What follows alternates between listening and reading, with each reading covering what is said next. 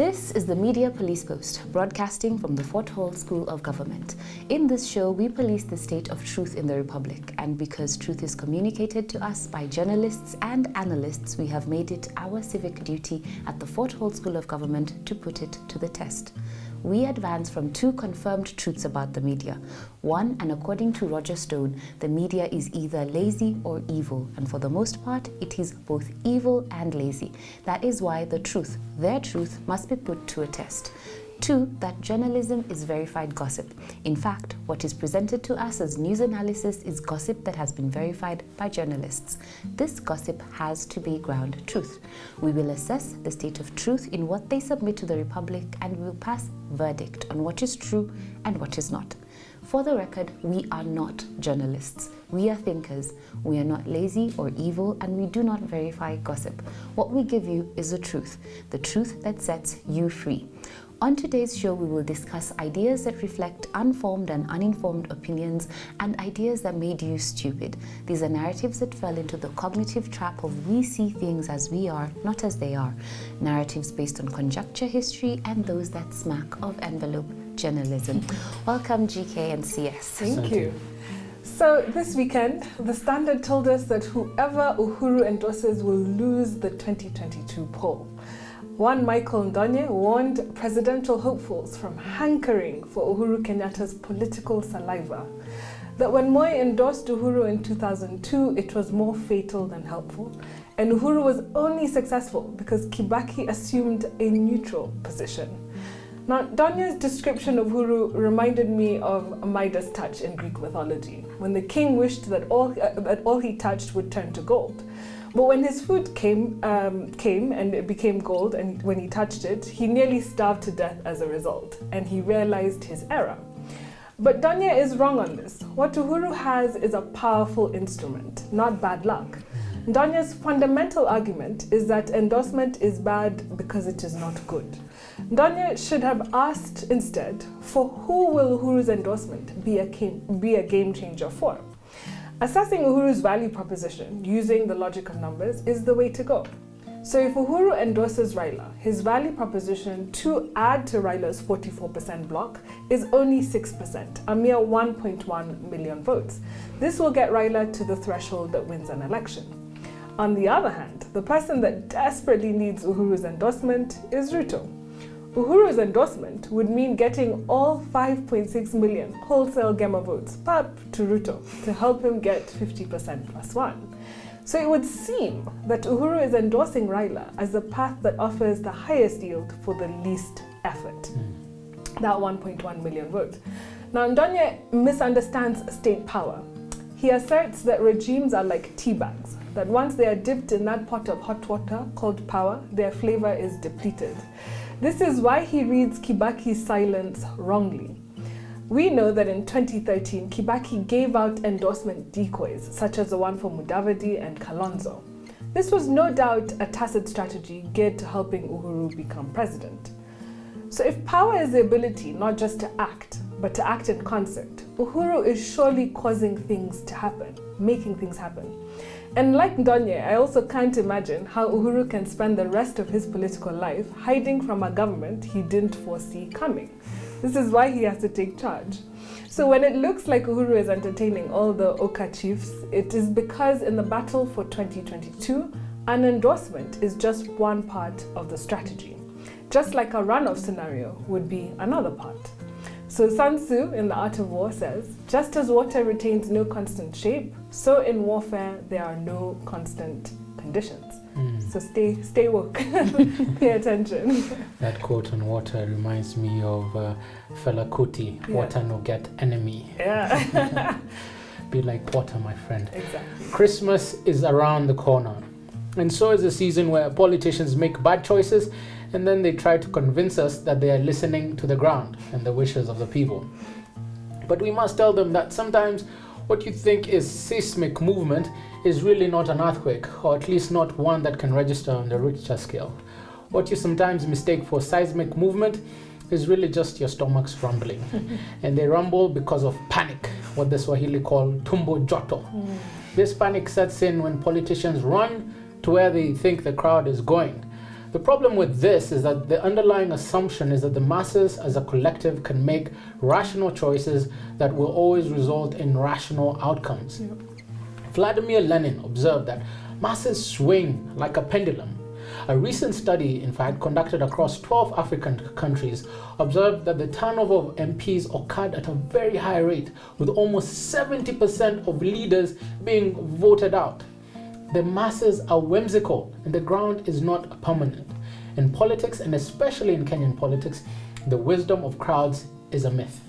Even where Professor Mutai Nguni has taught us how to analyze the choices that electorates are likely to make, he has taught us that there needs to be a clear set of variables that can be identified as having an impact on the electorate. Otherwise, crowds cannot arrive at rational outcomes on their own.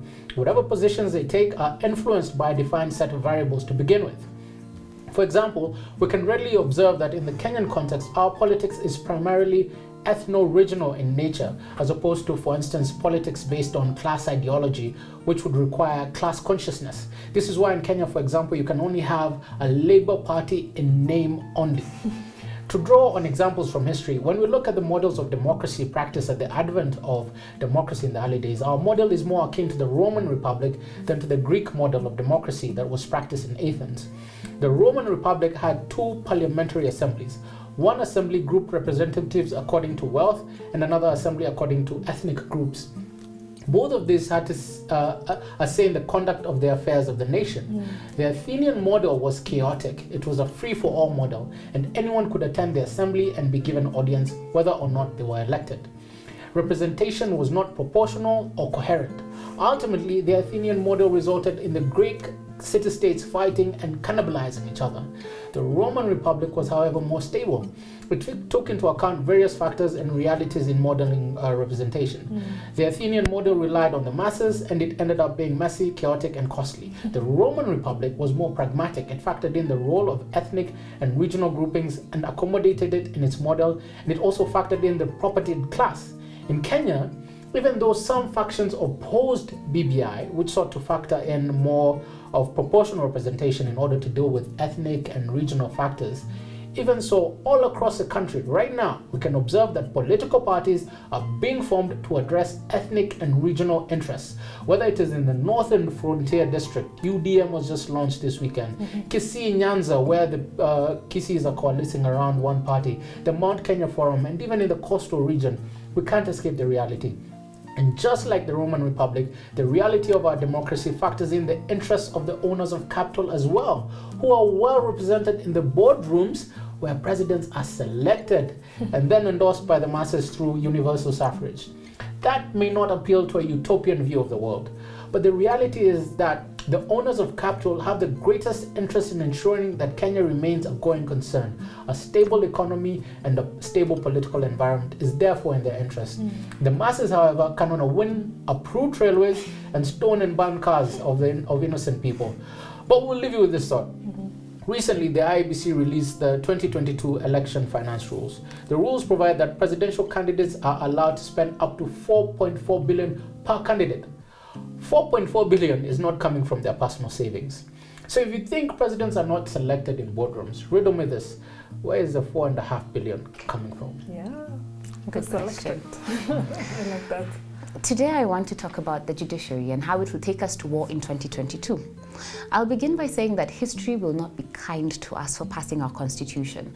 This is because it was a mistake for us to empower the judiciary as we did in Katiba 2010.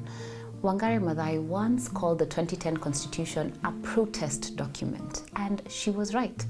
We were so terrorized by Moi and his brand of leadership that we created a document that was anti-Moi. We chipped away at the power and the mystique of the presidency. We stripped the AG of most of his functions, and we created a judiciary that personifies Moism without Moi. With Katiba 2010, we moved Moism from the political arena into the judiciary and shifted power from State House to the courts. Allow me to explain. Now, if you review the theory of justice that is being developed through judicial decisions, you will notice a pattern.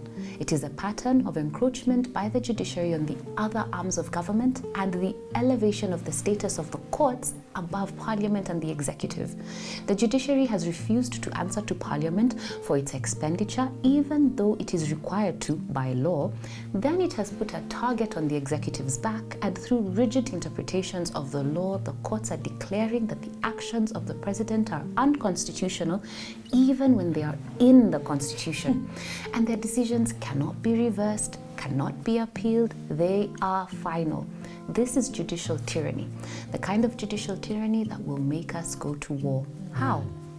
Well, last Thursday, former Chief Justice Willie Mutunga advised judges to go on strike to compel the executive to obey court orders. Thankfully, Martha Koome shot down the idea, but could it be that the former CJ is giving us the roadmap that the judiciary and other nihilist haters of country will use to destroy it? Well, according to the Constitution, the Supreme Court makes the final declaration on who becomes president.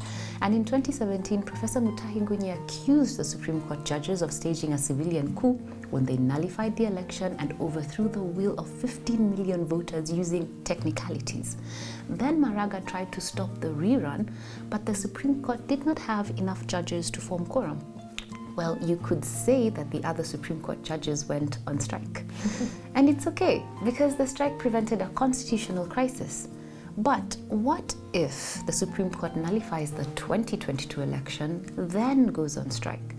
And what if they also declare the IEBC unconstitutional, the entire electoral process from president to MCA flawed? Then the result will be a crisis that will be taken on by the military. It sounds extreme, but the fact is that the judiciary has been making playful and reckless decisions in the name of judicial activism and independence. But they should be warned that when the boundaries of the civic order are pushed to a point where they are inelastic, they snap, and the Praetorian order takes over. The constitution will be suspended, the police will become civilians, and the military will assume control of the country.